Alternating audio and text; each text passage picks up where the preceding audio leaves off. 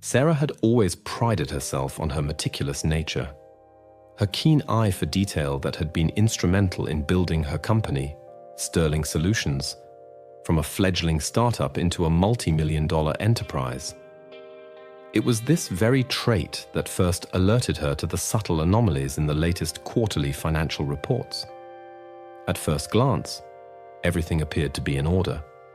Profits were up, expenses were within budget, and the overall financial health of the company seemed robust. However, a nagging feeling persisted, a sense that something was just slightly off. It was like a discordant note in an otherwise harmonious melody, barely perceptible, but undeniably present. She started with the petty cash ledger, a seemingly insignificant area that most executives overlooked. The discrepancies were small, amounts like $50 here, $75 there, usually attributed to miscellaneous office supplies or minor reimbursements. Individually, they were negligible, easily dismissed as rounding errors or the occasional lapse in record keeping. But Sarah's intuition, honed by years of navigating the often treacherous waters of the business world, told her otherwise. She cross-referenced these entries with expense reports and vendor invoices, and that's when the inconsistencies began to surface. A receipt for printer ink would be attached to a petty cash withdrawal for a team lunch, or a vendor invoice for website maintenance would be dated weeks before the service was supposedly rendered. The more she dug, the more irregularities she uncovered. It was like peeling back the layers of an onion, each layer revealing another instance of questionable accounting. The amounts started to increase, moving from double to triple digits. There were inflated invoices from suppliers, payments made to phantom consultants, and reimbursements claimed for expenses that Sarah knew for a fact had never been incurred. A knot of unease tightened in her stomach. This wasn't just carelessness, this was deliberate. Someone was systematically siphoning money from the company. The question was, who? Sterling Solutions wasn't a massive corporation with hundreds of employees. It was a tight-knit team, many of whom had been with Sarah since the very beginning. She trusted them, or at least she thought she did. The idea that someone within her inner circle would betray that trust, would steal from the company she had poured her heart and soul into, was deeply unsettling. Her mind raced through the list of potential suspects. Mark, her chief financial officer, was the obvious choice. He had access to all the financial records and the authority to approve payments. He was a seasoned professional, seemingly dedicated and trustworthy. But then again, appearances could be deceiving. He had been with the company for 5 years, a relatively recent addition compared to some of the others. She remembered a recent conversation where he had mentioned some personal financial difficulties, a gambling debt he was trying to pay off. Could that be a motive? Then there was David, her head of sales, a charismatic and ambitious individual who had been with her since the very beginning. He was instrumental in the company's early success, a natural salesman with a knack for closing deals. But David also had a reputation for living beyond his means, always chasing the next big thing, whether it was a new car or an expensive vacation. Could he have succumbed to temptation? And what about Emily, her longtime executive assistant? Emily was more than just an employee. She was like family. Sarah had known her for over a decade, and she had always been loyal and dependable. The thought of Emily being involved seemed almost impossible, yet Sarah knew she couldn't rule anyone out. The weight of suspicion began to take its toll. Sarah found herself constantly observing her colleagues, scrutinizing their behavior, looking for any telltale signs of guilt. She replayed past conversations in her mind, searching for hidden meanings or subtle clues she might have missed. The once familiar faces of her team now seemed shrouded in a veil of uncertainty. She knew she couldn't confront anyone without concrete evidence. Accusations based on suspicion alone could be damaging, both to the individuals involved and to the morale of the entire company. She needed proof, irrefutable evidence that would expose the culprit and allow her to take appropriate action.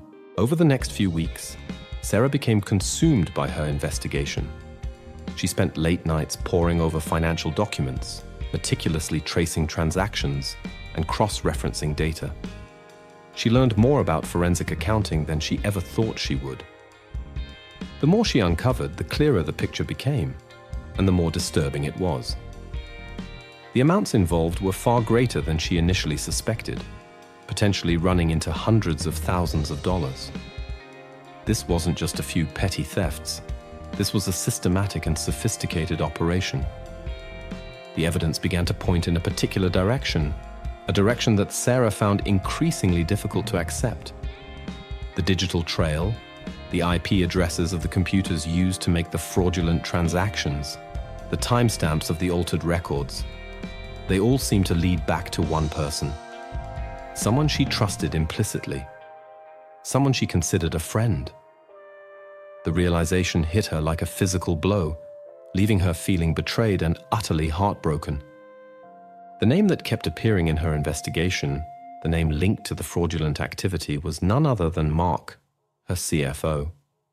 The personal financial difficulties he had mentioned now took on a sinister light.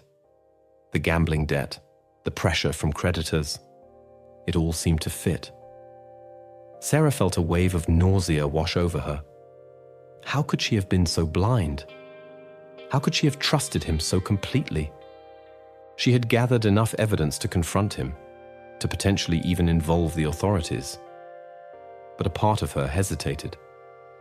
Mark had been a valuable member of her team, and the thought of the repercussions, the scandal, the legal battles, the damage to the company's reputation, filled her with dread. She knew she had to act, but she couldn't shake the feeling that there had to be another way, a way to resolve this situation without causing irreparable harm. That night, Sarah lay awake in bed, her mind racing.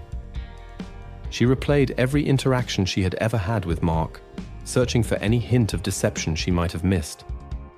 She thought about his family, his wife and children. The thought of the devastating impact her actions would have on their lives weighed heavily on her. Was there a way to make him confess? To return the stolen funds without resorting to public exposure and legal action?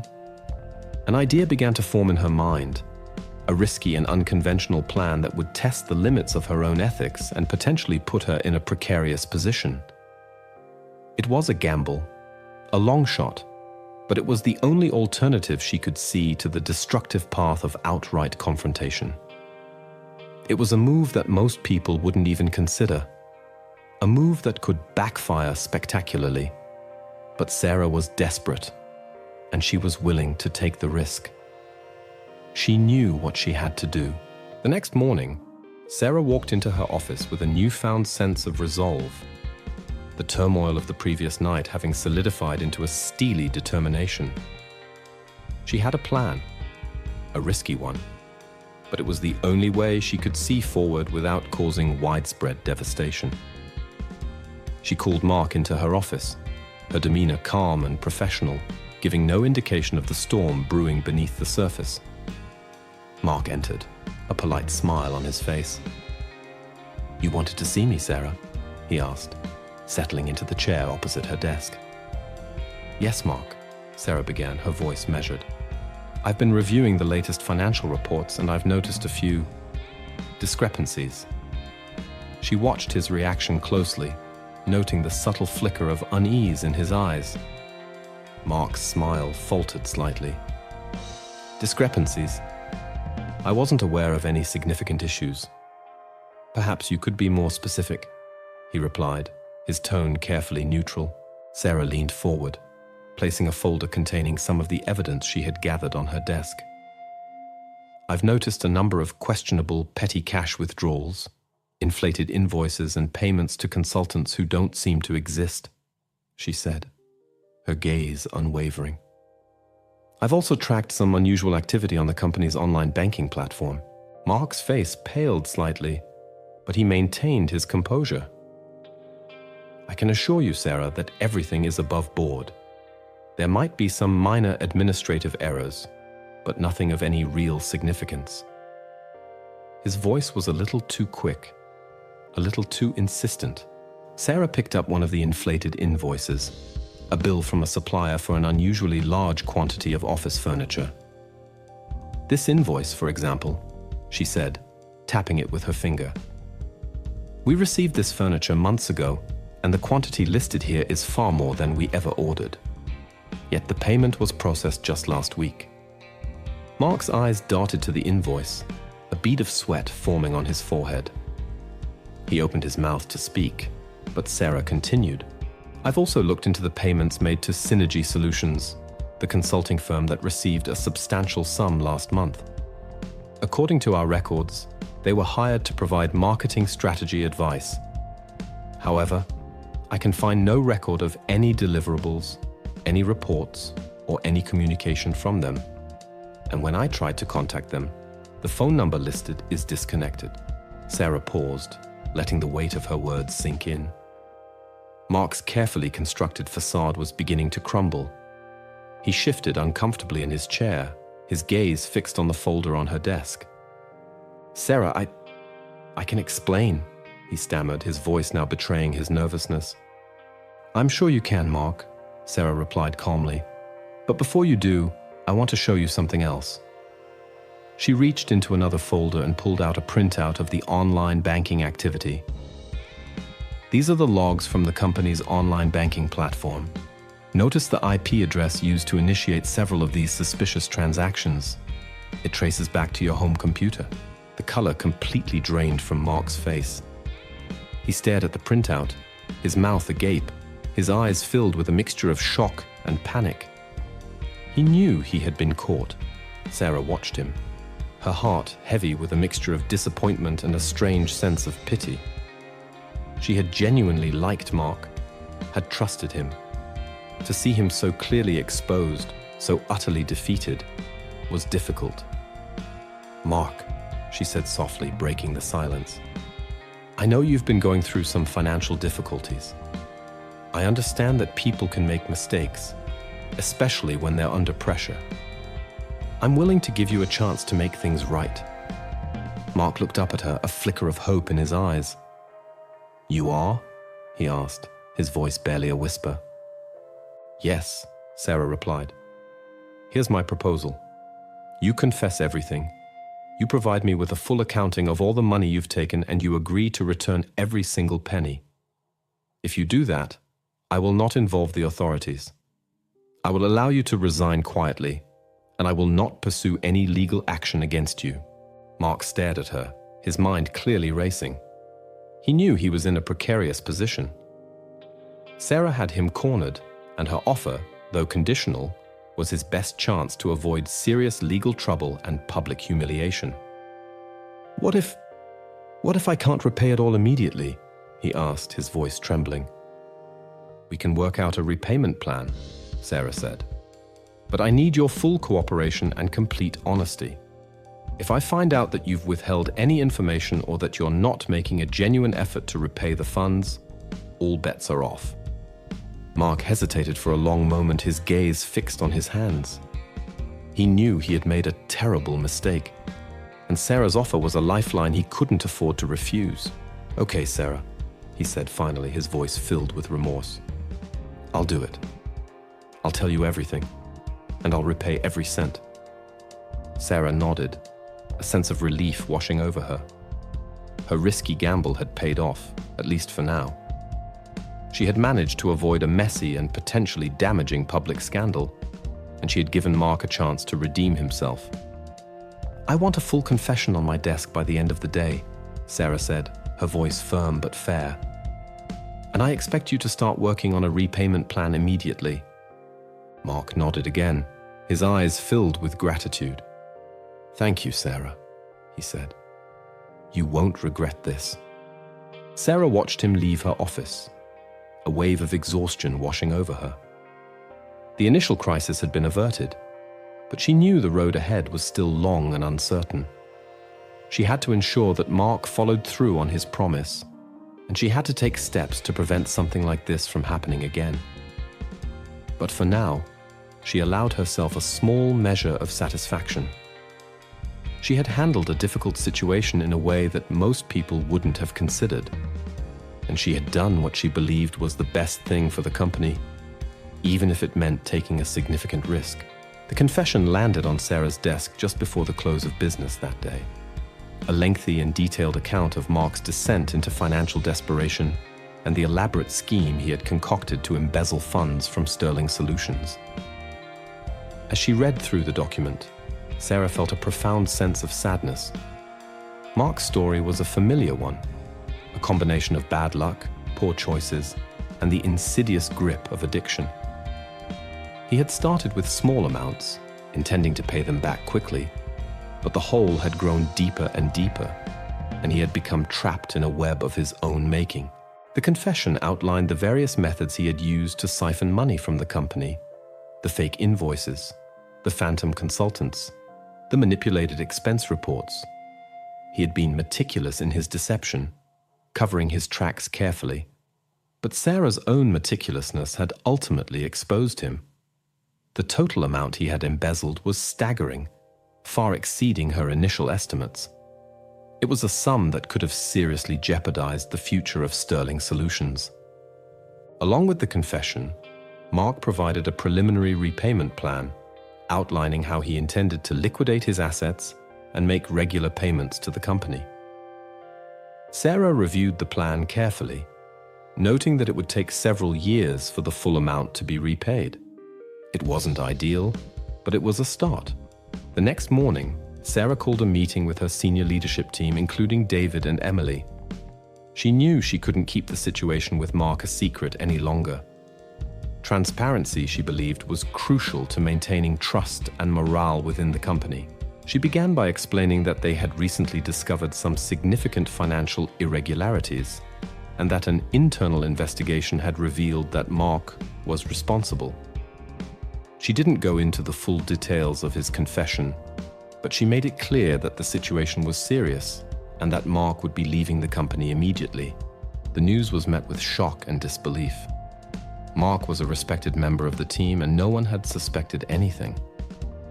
David looked genuinely surprised, while Emily's face registered a mixture of concern and sadness. "What happens now, Sarah?" David asked, breaking the stunned silence. "Will the authorities be involved?" Sarah took a deep breath. "No," she replied. "After careful consideration, I've decided not to pursue legal action at this time. Mark has confessed fully, and he has agreed to repay all the stolen funds. He will be resigning from his position, effective immediately." A murmur of surprise rippled through the room. It was an unconventional decision, and Sarah could see the questions in their eyes. "I know this might seem unusual," she continued, "but I believe it's the best course of action for the company. A public scandal would be damaging to our reputation and could have long-term consequences. By handling this internally, we can minimize the disruption and focus on moving forward." She then outlined the steps she would be taking to ensure that something like this never happened again, including a thorough review of their financial controls and the implementation of stricter oversight procedures. She also announced that they would be hiring a new CFO immediately, and that she would be personally overseeing the finance department in the interim. The team listened attentively, absorbing the information. There were still unanswered questions, but they trusted Sarah's judgment. They had seen her navigate difficult situations before, and they had faith in her leadership. Later that day, Sarah met with Mark one last time to finalize the terms of his departure and the repayment plan. He was contrite and apologetic, expressing deep remorse for his actions. Sarah reiterated her expectations and emphasized the importance of his full cooperation in the repayment process. As Mark left her office for the final time, Sarah couldn't help but feel a sense of melancholy. It was a sad ending to what had once seemed like a promising professional relationship. But she knew she had made the right decision, not just for the company, but also for herself. She had chosen a path of pragmatism and forgiveness, a path that most people might not have taken. The following weeks were challenging as Sarah and her team worked to implement the new financial controls and find a replacement for Mark. The atmosphere in the office was subdued, and there was a lingering sense of unease. But slowly, gradually, things began to return to normal. The team rallied together, supporting each other and working towards a common goal. Sarah found herself working longer hours than ever before, overseeing the finance department while also managing her other responsibilities. It was exhausting, but she was determined to steer the company back on course. One evening, as she was working late, Emily knocked on her door and came in, carrying a tray with a cup of tea and a plate of cookies. "You're working too hard, Sarah," Emily said gently, placing the tray on her desk. "You need to take a break." Sarah smiled gratefully. "Thanks, Emily, I appreciate that." They sat in comfortable silence for a few minutes, Sarah sipping her tea. Then Emily spoke. "Sarah," she began hesitantly, "I know this is probably not my place, but I was wondering why you didn't go to the police about Mark." Sarah sighed. It was a question she had anticipated. "It was a difficult decision, Emily," she said. "But I weighed the pros and cons carefully. A public scandal would have been devastating for the company. It would have damaged our reputation, potentially cost us clients, and shaken the confidence of our employees. I also thought about Mark's family. His wife and children would have suffered immensely. I believed that giving him a chance to repay the money and start over, without the stigma of a criminal record, was the more humane approach." Emily nodded slowly, her eyes filled with understanding. "That makes sense," she said. "It's a very generous thing you did." Sarah smiled wryly. "Maybe. Or maybe I just didn't want to deal with the hassle of a lengthy legal battle." They both laughed softly. The tension in the room eased. "You handled it well, Sarah," Emily said sincerely. "You always do. You're a strong leader." Sarah smiled again, this time with genuine warmth. "Thanks, Emily. I couldn't do it without you and the rest of the team." As Sarah looked at Emily, she felt a renewed sense of gratitude for the people she had surrounded herself with. Despite the betrayal of one trusted colleague, she was fortunate to have a team of dedicated and supportive individuals who believed in her and in the company. And as she continued to navigate the aftermath of Mark's actions, she knew that this support would be invaluable. She had made a choice that many might question, but she stood by her decision. She had done something that most people probably wouldn't have done, and she believed in the long run, it was the right thing. The weeks turned into months, and the quiet hum of Sterling Solutions gradually returned to its normal rhythm.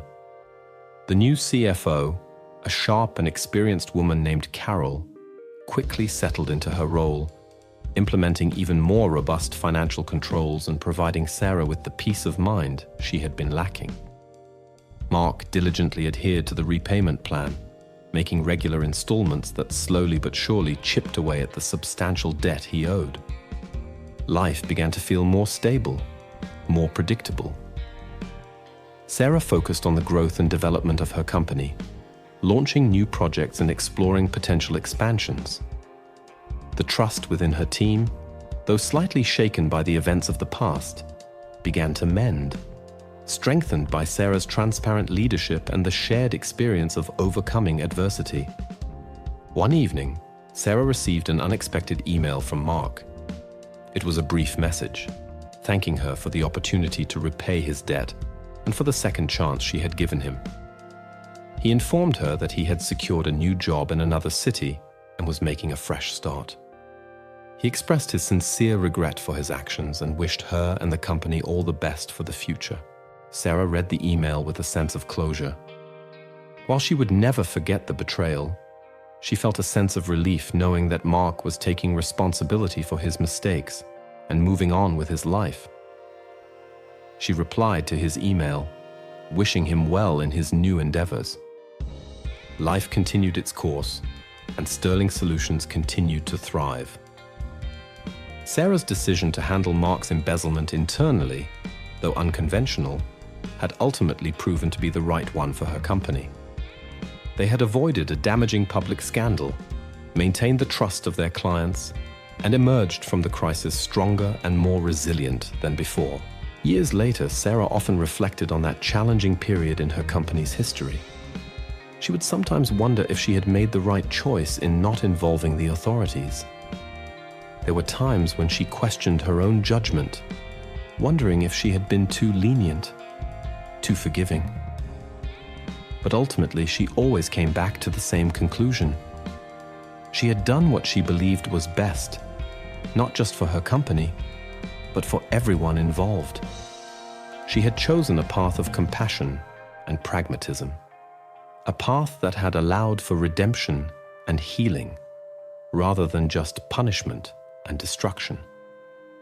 It was a decision that spoke to her character, her values, and her understanding of the complexities of human nature. She had bet on the possibility of remorse and the potential for change, and in Mark's case, her bet had paid off. The experience had taught her valuable lessons about trust, vulnerability, and the importance of having strong ethical boundaries. It had also reinforced her belief in the power of second chances and the potential for people to learn from their mistakes. Sarah continued to lead Sterling Solutions with the same dedication and meticulousness that had defined her from the beginning. She remained a strong and respected leader, admired for her integrity and her unwavering commitment to her company and her team. And sometimes, when faced with a difficult decision, she would think back to that challenging time and remind herself that there wasn't always a clear, right or wrong answer. Sometimes, the best course of action was the one that required the most courage, the most empathy, and the willingness to do something that others might not understand. She had done something that many people would have considered unthinkable, and in doing so, she had not only saved her company, but had also perhaps saved a man from a path of further destruction. The ending of that chapter in her life was not just memorable, it was a testament to her unique approach to leadership and her unwavering belief in the potential for redemption. As Sterling Solutions continued its upward trajectory, Sarah found herself facing new challenges and opportunities. The company expanded its operations, venturing into new markets, and developing innovative solutions that solidified its position as a leader in the industry. Sarah's reputation as a visionary and ethical leader grew, earning her accolades and respect within the business community. Despite her professional success, Sarah remained grounded and committed to the values that had guided her from the start. She fostered a company culture built on transparency, collaboration, and a strong sense of ethical responsibility. The experience with Mark had reinforced her belief in the importance of vigilance and the need for robust internal controls, but it had also taught her the value of empathy and the potential for redemption. She often spoke to aspiring entrepreneurs about her journey, sharing her insights and lessons learned. She never shied away from discussing the difficult episode with Mark, using it as a case study in crisis management and the importance of making decisions based on a combination of pragmatism and compassion. Her honesty and vulnerability resonated with her audience, making her a sought-after speaker and mentor. In her personal life, Sarah found contentment and joy. She had built strong and lasting relationships with her family and friends, and she cherished the simple pleasures of life outside of the demanding world of business. She had learned that true success wasn't just about financial achievements, but also about the quality of her relationships and the positive impact she had on the lives of others.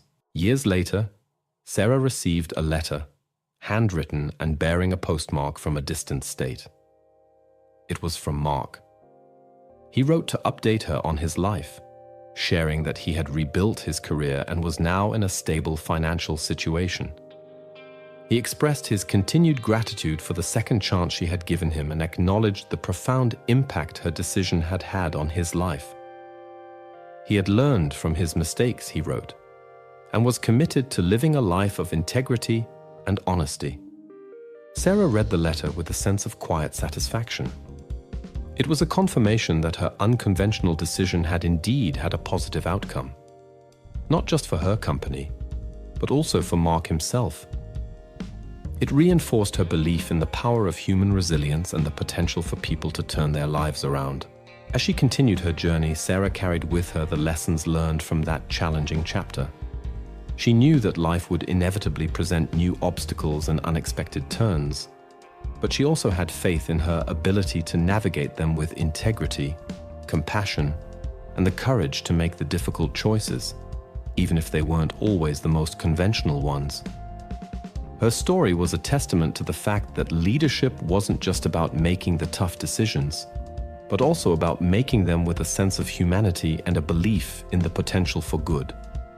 And sometimes, the most unexpected actions can lead to the most meaningful and lasting results.